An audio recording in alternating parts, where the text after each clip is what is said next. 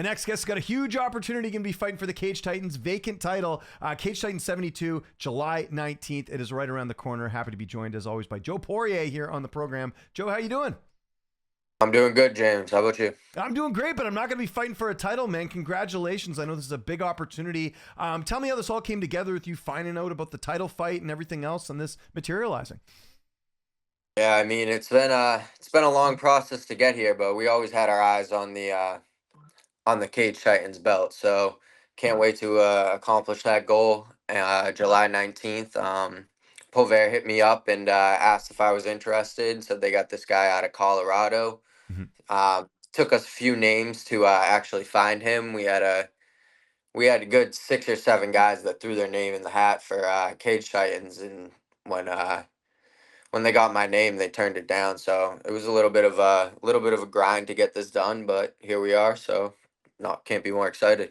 And I know you were supposed to fight in May, I believe. I know that fight got canceled. What happened there in case people are wondering?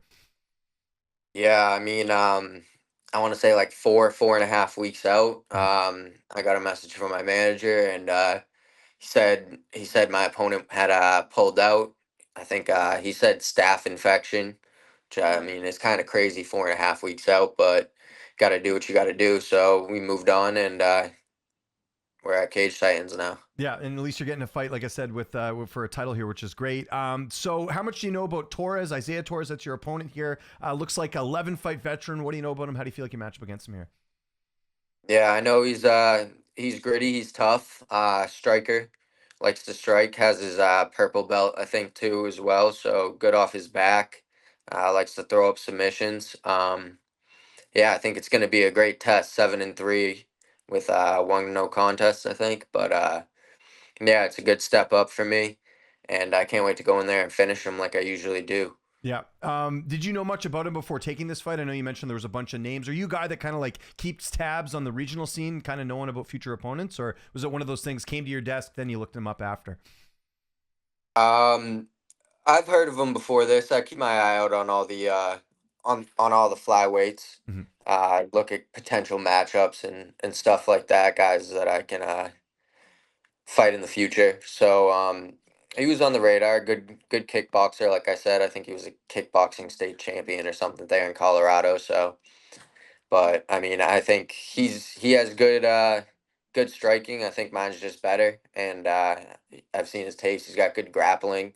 I just think mine's better there too. So I think it should be a quick night. Camp, who've been some of the main guys helping you get ready for this fight? Who's prepping you for this big title fight? Yeah, well, as far as coaches, I got Tyson up at the cartel running those practices weekly, so that's always great. Got a bunch of good guys up there. Um, Pete Luciani, I'm always working my striking and game planning with him. And Mike Bromberg's been doing a lot of camp uh, for this jujitsu, getting ready for the grappling aspect. So those coaches, and then all the guys, that I'm normally with, like up at the cartel, we got guys like Valdina and stuff that I'm always working with. So Nice. we've been really pushing the pace this camp, and I think it's gonna show. Yeah, it's going to be good. Anything different for this camp with the fact it's 5 rounds? With it being a title fight. No, I mean, guys are always getting in shape and getting that cardio. You're not gonna train harder cardio wise for a 5 round fight, and then if you had a 3 round fight, it's comes down to pace in the fight. You know what I mean? Everybody's gonna go in their top shape no matter what. So it's just about pace and controlling the pacing of the fight that ultimately decides the 3 versus 5 rounds. Yeah, well said. And then I imagine the weight's going well. Obviously, you got to make 125 in the mark. How's the weight cut going? Yeah, I mean, first time I'm working with like a nutritionist all the Oh, way cool. from, yeah, 5 weeks out. I've been working with a nutritionist just because it's been a little while since I've had to make 25. We've done some 35 and some 30 catch weights. So just want to make sure that I'm really dialed in, and yeah, weight's coming off easy. So Good. can't wait. Does the nutritionist let you have anything for 4th of July at all? Or are you still on strict on the diet? No, I'm strict on the diet. Nice. We'll celebrate after. I got my birthday July 13th too, so Oh, this will cool. be a nice little birthday present for me, and I'll So it's got to I'll be get to like an swear American after. themed birthday party for you or something, right? After the fight. Yeah. Yeah, exactly. We'll have to do it American style. There you go. I like it. Your corner, I imagine same corner for this one. Who's going to be in the cage with you? Yes, sir. It'll be Tyson, Pete Luciani, and Mike Bromberg. So Okay. yeah, we really mesh well with those guys, and they do a great job in the corner in between rounds. So Yeah. not changing that out. Works out well for you. How's this fight playing out on July 19th? How do you see it going down? I mean, like I said, he's a good striker. I'm a good striker. I think there will be a lot of action on the feet, but my game can really go anywhere, whether it's striking into the clinch, into takedowns and grappling. I'm gonna do whatever it takes to go in there and finish the fight early, whatever I got to do. I wanna finish, and I think that would prove well for the Contender Series in the UFC later on in the year. So I'm going in there to take his head off. Yeah, I was gonna say. Usually, how you get in the UFC is, aside from finishing fights, is getting some hardware too. I'm sure when you saw this opportunity, you're like, okay, this is like bigger than a regular fight. Like this is gonna be something that could really lead me in there, especially with what's going on in flyweight in the UFC right now. Like we got a lot of crazy stuff going on, right? Yeah, a lot of names starting to pop up. It really excites me because the flyweight division was pretty dry Yeah. in the UFC for a little while. So that excites me. Guys that like Pantoja and Van that just fought. You know what I mean? Yeah, it's gonna be good. Yeah, I completely agree. I think that fight between Royval and Van was one of the fights of the year for sure. And I think it's really going to put more spotlight on that division. I feel like, or I'm hoping anyways, UFC is going to look to bring in some more blood here because I think it is a division that people are tuned into. Like, I can't tell you how many people, Joe, are excited for this Joshua Van and Pantoja fight because it's like, can Van keep this up? Because he's only had, a couple of UFC fights and he's already going to be fighting for a title. Yeah, he's real young too. 23, yeah. Yeah, yeah, Ven's good. I had my eye on him for a little while.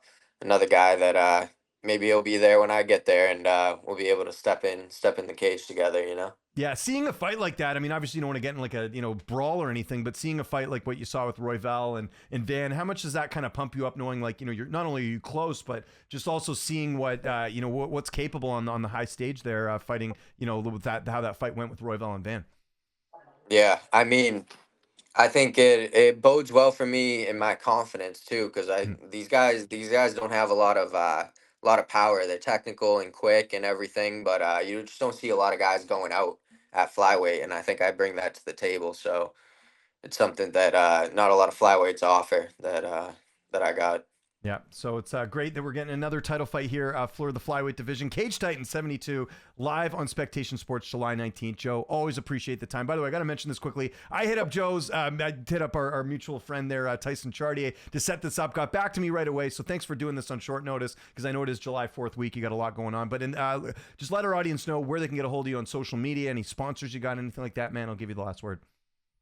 Yeah, check me out on Instagram. Posting tons of stuff on there, tons of content. At Joe Poirier, just my name spelt out. And yeah, of course the sponsors. You can't do it out without them at this local level. So I owe a lot to them.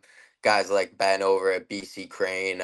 We got Chris Cole for Cole Cuts. If you need a haircut out in Plymouth area, out there for the fireworks this weekend.